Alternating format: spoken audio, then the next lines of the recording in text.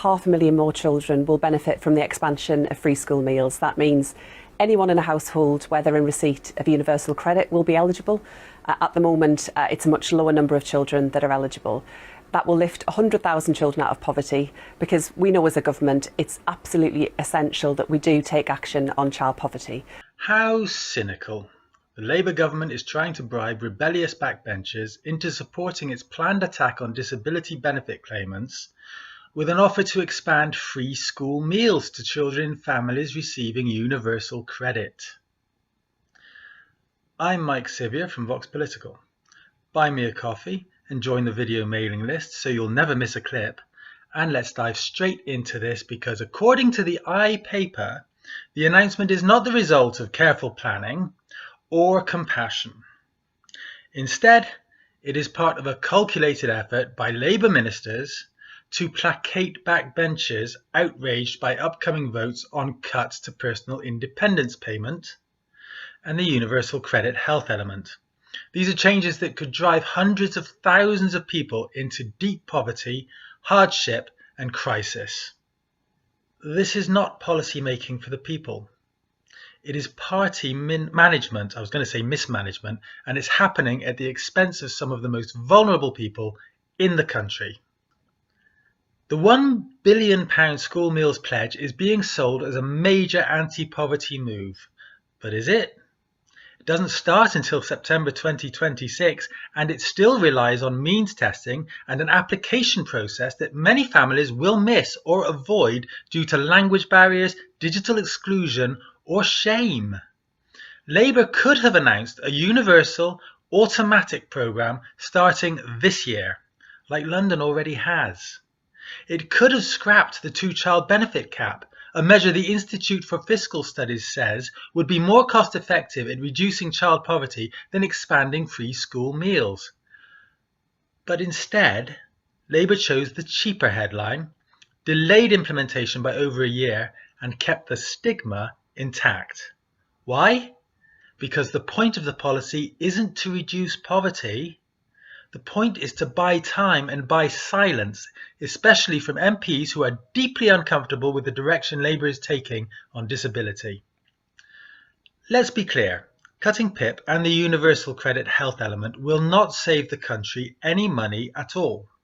It will simply shift the cost to GPs and A&E departments overwhelmed by people in crisis, to local councils that are already buckling under rising demand for social care, to charities and food banks trying to fill the gaps. The idea that people are faking disability to get extra cash, the implied justification for these cuts, is a myth with deadly consequences. The DWP's own figures show the amount of fraud in the disability benefit system is negligible. And the benefit system is already deeply hostile and invasive, riddled with assessment failures, wrongful sanctions, and degrading treatment. Labour is not only continuing this system, it is threatening to double down on it, and it thinks a free school dinner will make that acceptable to disgruntled party backbenchers. Will it? This isn't the only example of Labour trying to offer crumbs to cover up cuts.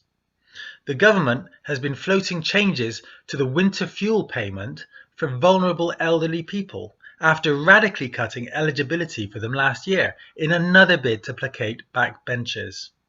Again, announcements of help are starting to look increasingly like distractions designed to obscure the dismantling of what's left of the social safety net. Labour has said repeatedly that there is no money, an old lie with a new face. There's no money to fund teaching staff, raise benefits in line with inflation, scrap the two-child benefit limit, properly support disabled people.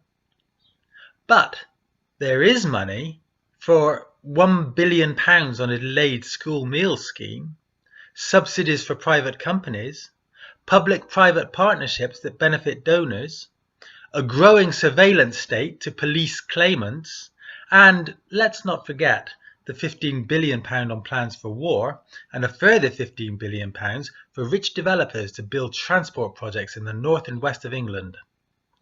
This is Tory austerity in all but name, and it's being rolled out by a party that once claimed to represent working class and marginalised people. A free school meal is no substitute for a decent income. It won't pay the heating bill. It won't replace the independence stolen when PIP is cut. It won't erase the cruelty of means testing and the surveillance of the poor. Labour is betting that voters and MPs can be distracted with food handouts and warm words. But the disabled people whose support is being stripped away won't be fooled, and nor should you. This is not a government fighting poverty. It's one managing optics. And it's doing it at the expense of the people who need the most protection. I've been Mike Sivier of Vox Political, and if you found this useful, or if you believe in independent political journalism, help me keep it going. Donate £20 or more, and I'll send you a signed copy of my book, Strong Words in Hard Times. See, it does exist. Links below. Thank you for watching, and you'll see me in the next one.